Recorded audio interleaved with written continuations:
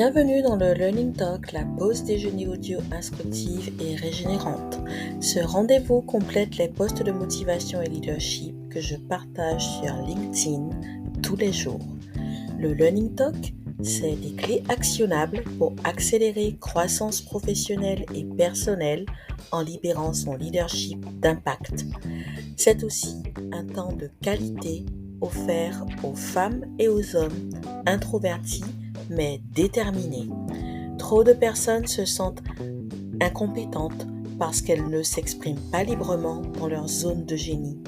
Si vous vous reconnaissez dans cette description, c'est pour vous le début d'une nouvelle vie. Abonnez-vous à ce podcast. Avec lui, vous allez vous réinventer avec vos valeurs et codes personnels. Je suis Vanessa Birman, fondatrice du cabinet Bionic Conseil et Coaching.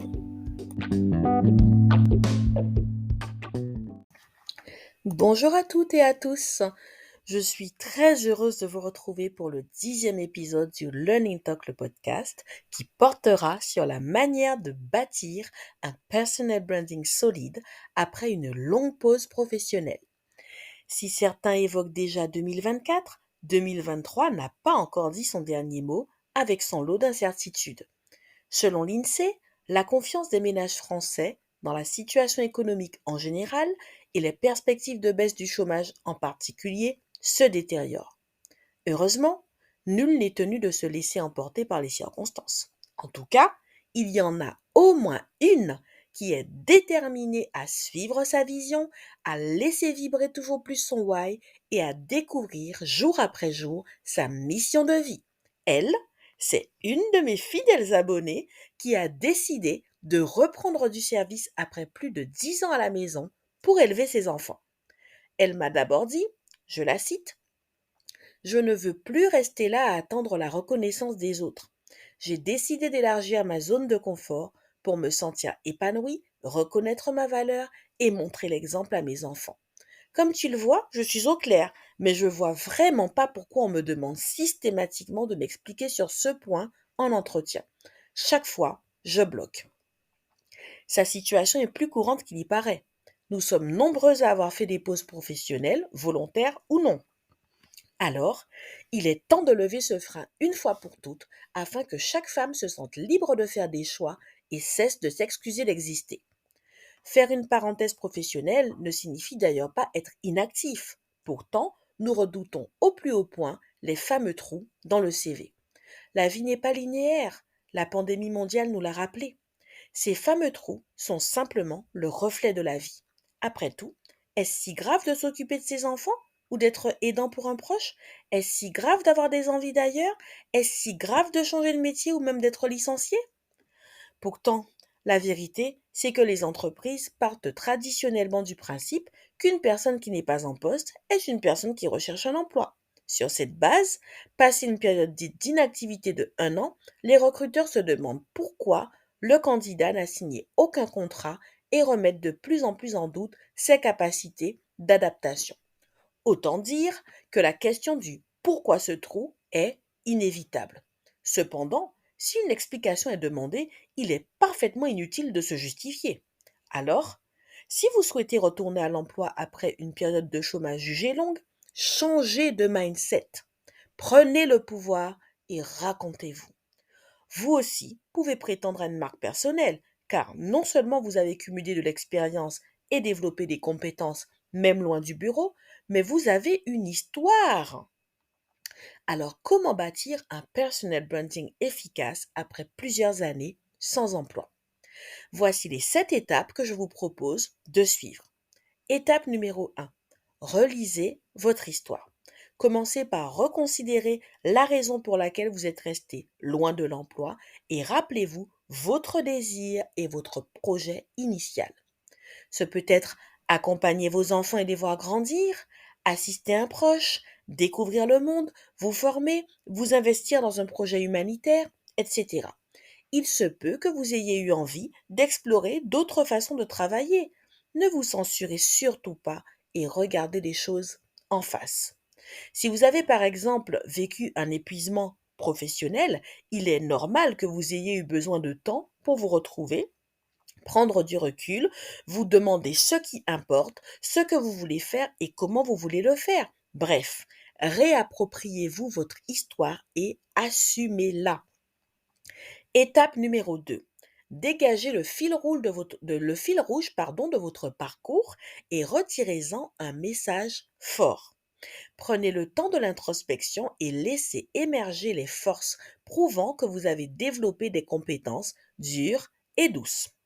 Présentez votre proposition de valeur sous la forme d'une histoire succincte ou d'un mantra. Vous susciterez ainsi l'émotion, la connexion et l'adhésion. Montrez de quelle manière vos acquis sont transférables au poste que vous visez. Soulignez les soft skills tels que leadership, coordination, résolution de problèmes, gestion du temps, etc. Enfin, confortez votre auditoire sur votre engagement fort et sincère à apporter votre contribution à l'entreprise. Étape numéro 3, travaillez votre présence en ligne, sur LinkedIn par exemple, à travers un profil optimisé et des contenus qui racontent votre histoire et les enseignements à en tirer. Soulignez votre envie débordante de relever de nouveaux défis dans vos contenus. Étape numéro 4. Déployez votre réputation via le réseautage, conférences, ateliers en présentiel et réseaux sociaux en ligne. Le soutien et les témoignages de votre réseau seront autant de preuves sociales qui renforceront votre crédibilité. Étape numéro 5. Établissez un plan de croissance personnelle incluant vos objectifs de carrière et vos besoins en formation. Vous démontrerez ainsi votre dynamisme et votre capacité à anticiper et progresser. Étape numéro 6, faites-vous accompagner par un coach pour maximiser vos chances de réussite. Étape numéro 7, restez toujours assertive, positive et résiliente car la recherche d'emploi est un processus gagnant à moyen ou long terme. Voici pour rappel les 7 points essentiels de ce podcast. Point 1. Réappropriez-vous votre histoire et assumez-la. Point 2. Délivrez un message qui suscite l'émotion et crée une connexion. Point 3. Prenez la parole sur les réseaux sociaux. Point 4. Privilégiez le réseautage. Point 5. Établissez un plan de croissance. Point 6. Faites-vous accompagner par un coach. Et point 7. Accrochez-vous. Ah, je ne vous ai même pas fait part de l'évolution fulgurante de mon abonné. Écoutez un petit peu ces mots. Grâce à tes podcasts, j'ai pu pitcher lors de ma soutenance de fin de stage. Vanessa, merci pour ton partage d'énergie. J'ai communiqué mon why, parlé de ma vie associative, j'ai mis en lumière les compétences que j'ai utilisées sur le terrain et j'ai même été félicitée par le jury et personne ne m'a demandé pourquoi j'ai un trou dans mon CV ni pourquoi je veux retravailler. Vous ne pouvez pas imaginer ma satisfaction. Si vous aussi souhaitez pulvériser vos freins et optimiser votre présence sur LinkedIn en 1 heure, réservez votre consultation. Pour embrasser pleinement votre leadership, faire rayonner votre personal branding et attirer à vous votre job de rêve, contactez-moi dans la messagerie privée sur LinkedIn. Je serai très heureuse de vous accompagner. Pour en savoir plus sur nos services et la mission du cabinet, découvrez le site internet de Be Unique.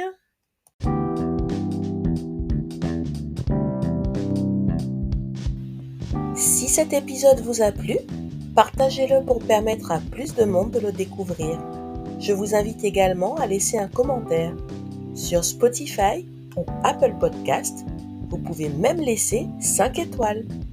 Pour découvrir mon profil sur LinkedIn, ainsi que les valeurs et les services du cabinet Be Unique Conseil et Coaching, cliquez sur les liens en description.